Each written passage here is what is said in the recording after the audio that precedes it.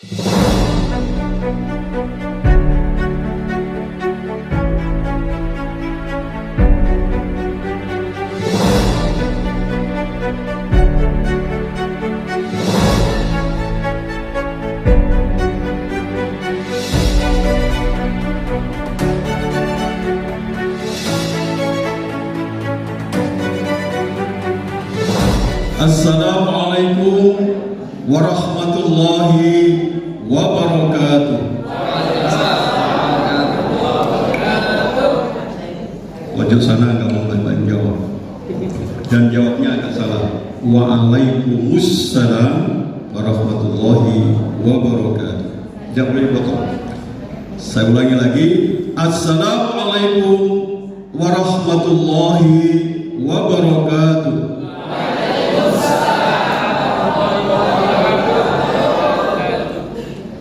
Yang kami hormati pada teman saya satu kampung sebenarnya, AKBP Sujanto, kemudian Pak Mazhar dari Kesbangko, kemudian Ustaz Saifuddin Fahmi Zikrila KPUD Provinsi DKI. Subhanallah, luar biasa, dan membawa acara. Puji syukur kami panjatkan kehadirat Allah Subhanahu wa Ta'ala yang senantiasa melimpahkan rahmatnya, hidayah dan inayah kepada kita semua, sehingga kita bisa menghadiri acara BKP RMI di gedung yang sungguh sangat mewah ini. Punya masjid, tapi gedungnya cukup lumayan mewah. Dan wabil khusus kepada Ketua Umum Adinda Nanang Jahidin yang selalu kontak kepada saya, dan juga Adinda Agus Sudono juga sering telepon. Ini orangnya. Ya.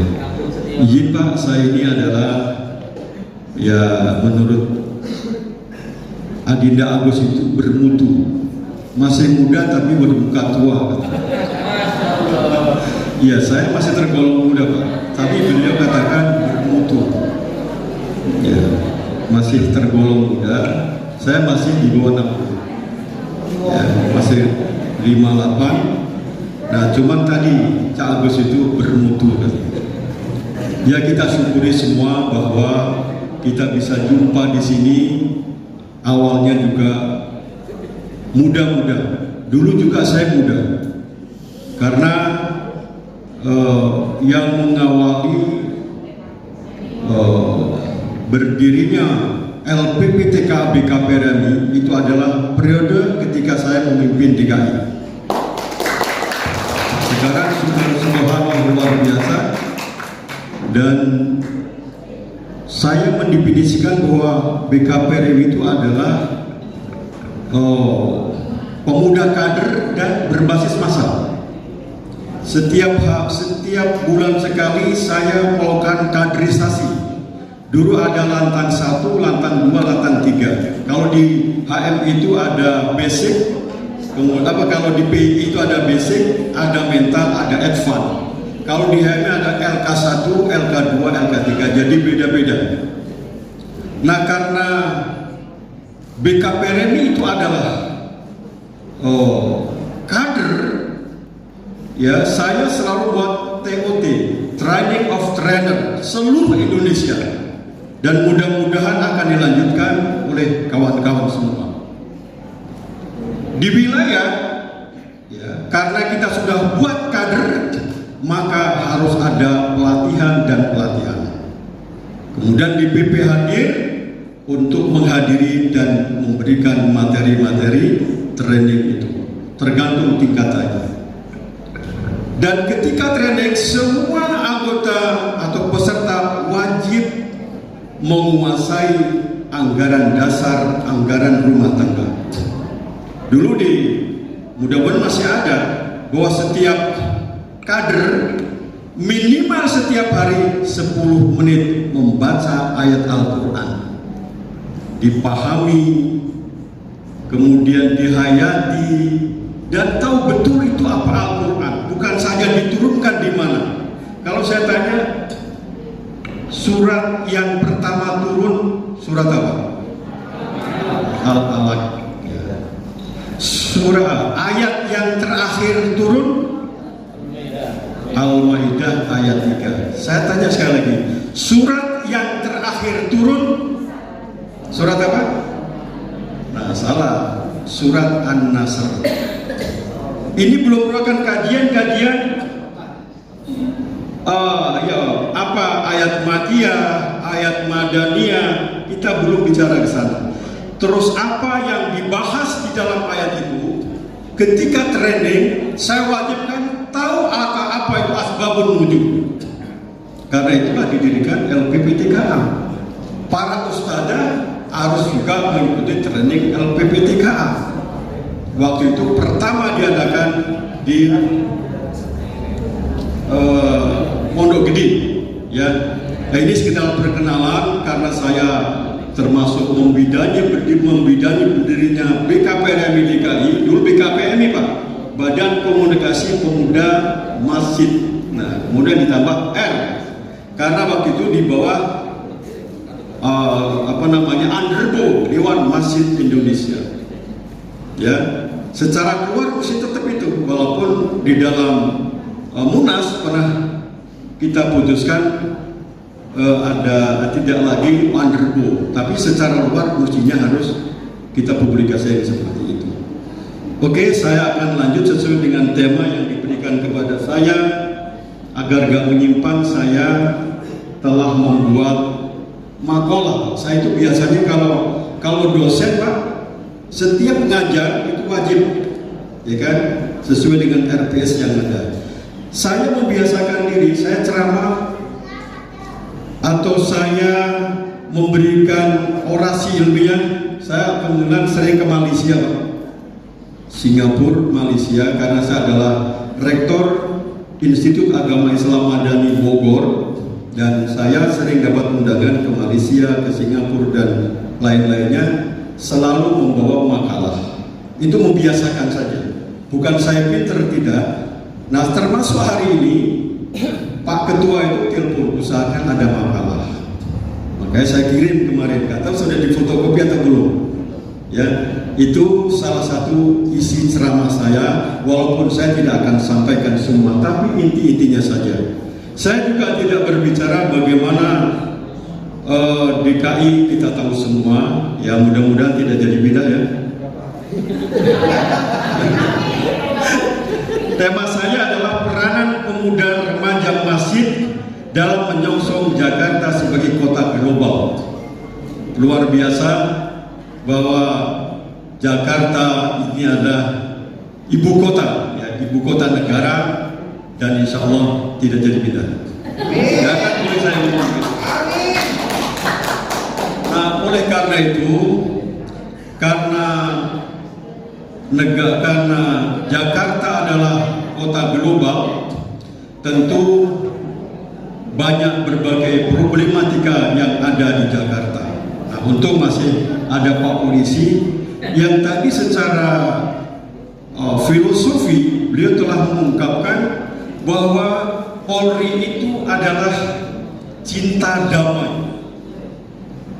Ya, kalau bahasa filsafatnya adalah filosof, ya, dan Sofia.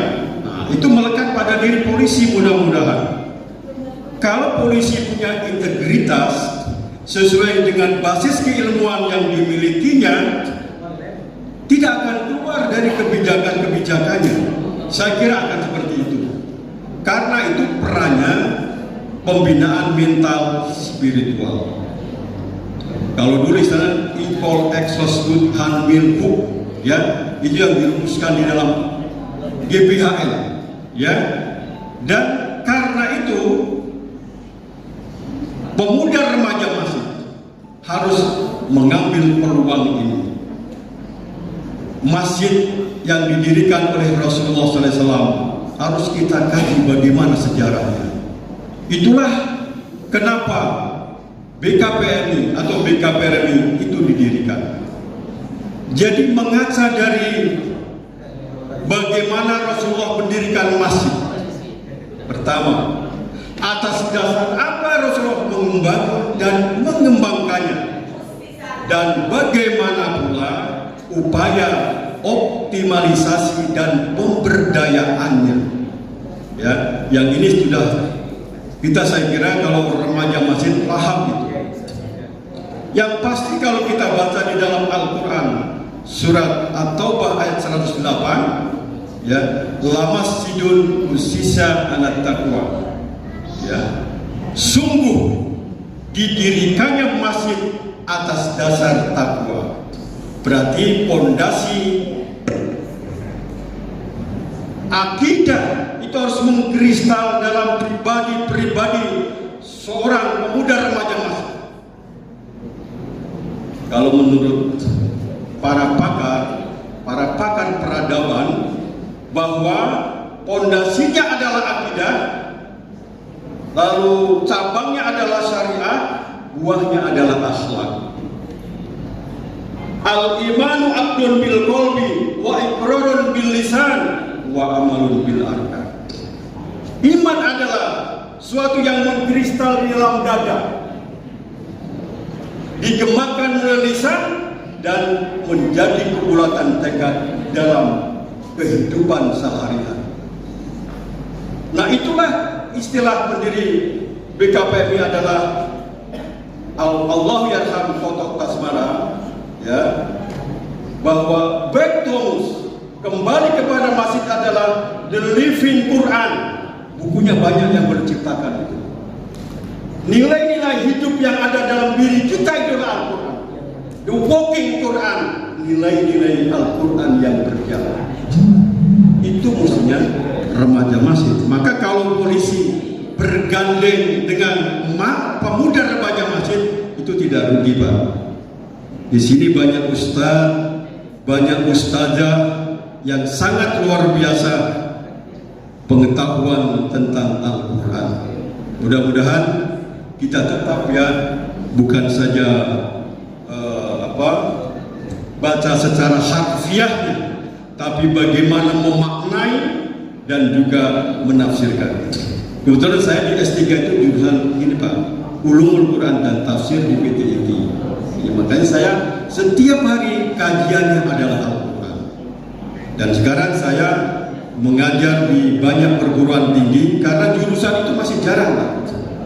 Ya, termasuk saya ngajar di Ibnu Khaldun Bogor, ya, karena jurusan itu memang masih kurang.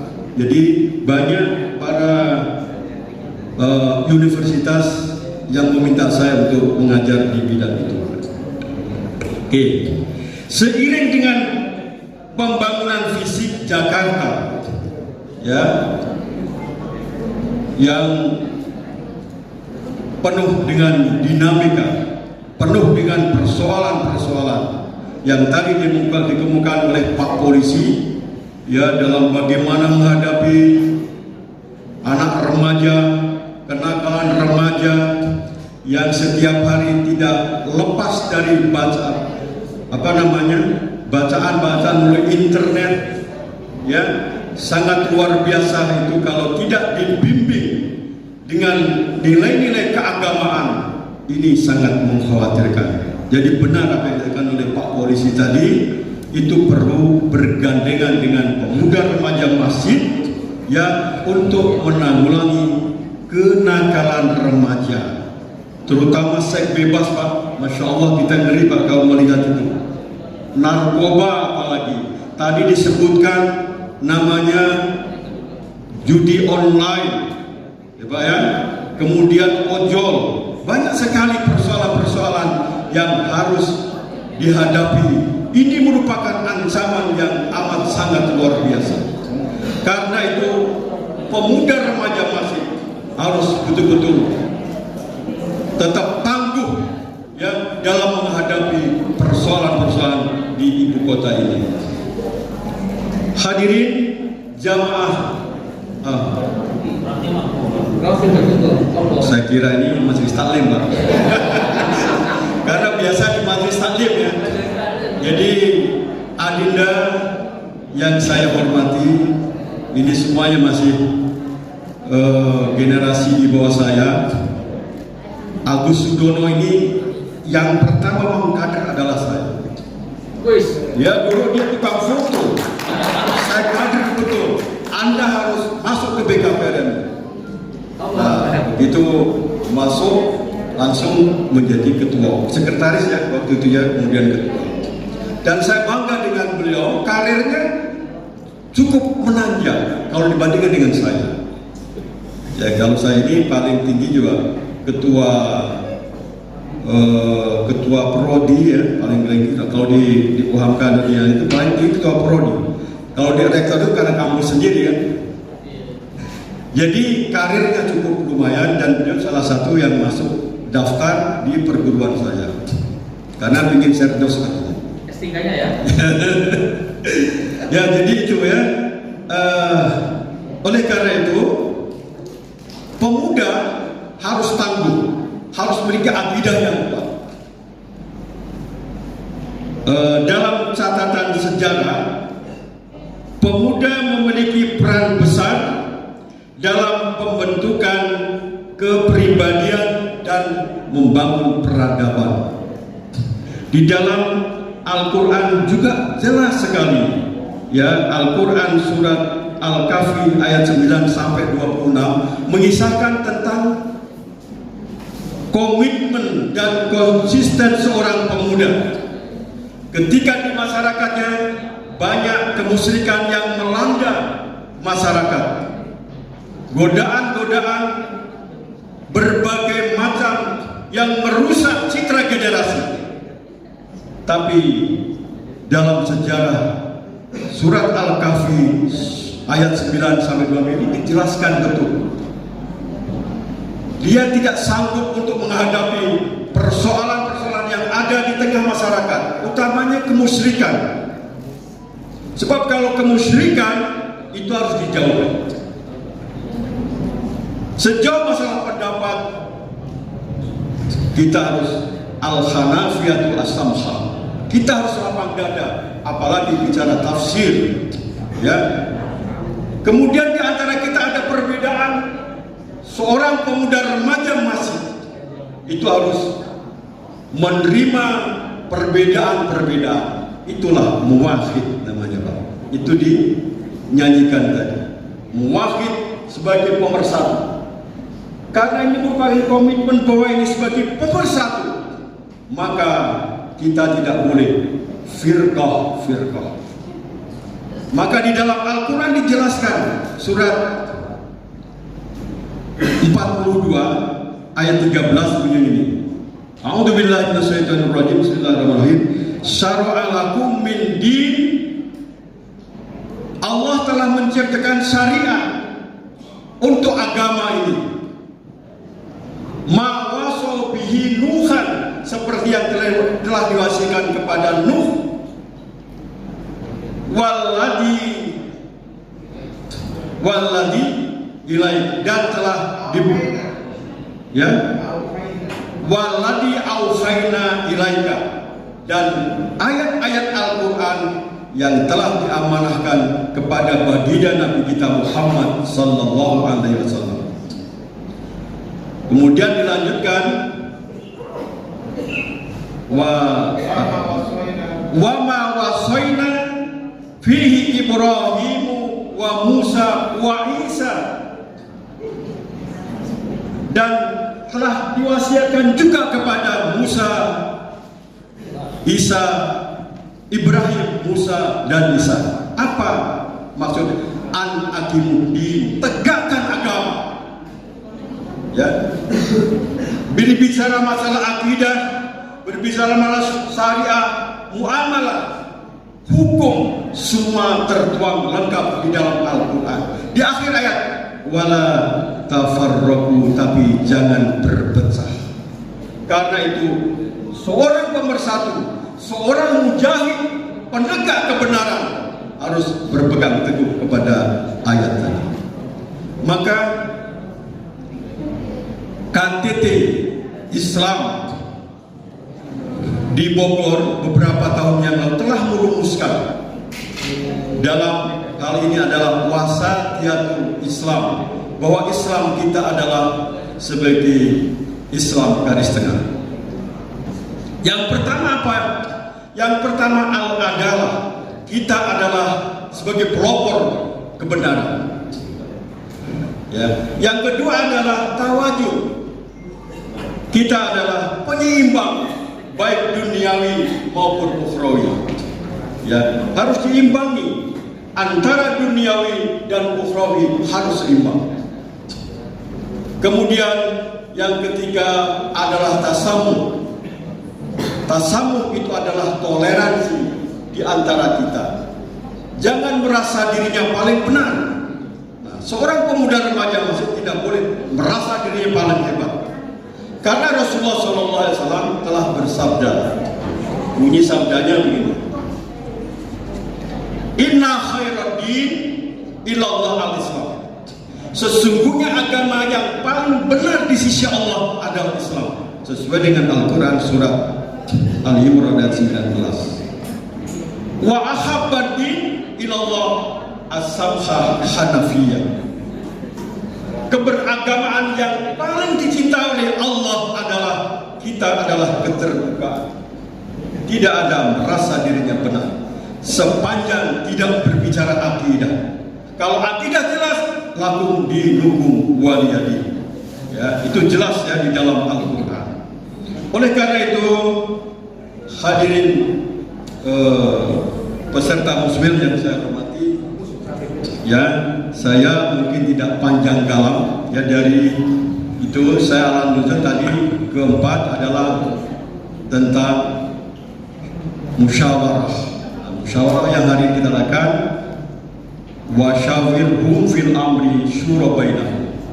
Ya, kita bermusyawarah, kita kedepankan, jangan berdebat kusir yang nanti akan membawa permusuhan.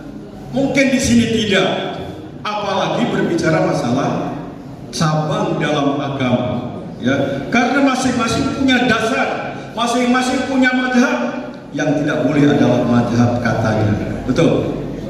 Madhab katanya yang tidak boleh. Silakan ada bermadhab, mau Hanafi, mau Hambali, mau Syafi'i, silakan, asal jangan madhab katanya. Sebab kalau madhab katanya panjang urusannya, Pak. Ya, panjang urusannya, itu kita hindari. Kemudian yang kelima adalah as-islah. Islah itu adalah musolihul ummah. Kita adalah tampil untuk memperbaiki ummah, bukan fasadul ummah, bukan untuk merusak persatuan ummah. Itu. Kemudian yang keenam adalah qudwah. Qudwah itu adalah kita tampil sebagai contoh teladan yang terbaik di tengah masyarakat. Itu harus dilaksanakan oleh Badan Komunikasi Pemuda Remaja Masjid Indonesia. Kemudian yang ketujuh adalah al-wataniyah, ya, kita cinta tanah air. Cinta tanah air itu adalah sebagian daripada iman. Seperti kita hari ini berada di tanah air Indonesia yang memang kita dilahirkan dan oleh Allah ditakdirkan di Indonesia ini. Kita sama-sama kelola dengan baik, ya kan? Apalagi kita sebagai anggota kader Dukabrani dan berbasis massa harus memperkenalkan. Jangan sampai remaja masih itu tidak kenal apa itu BKPRN.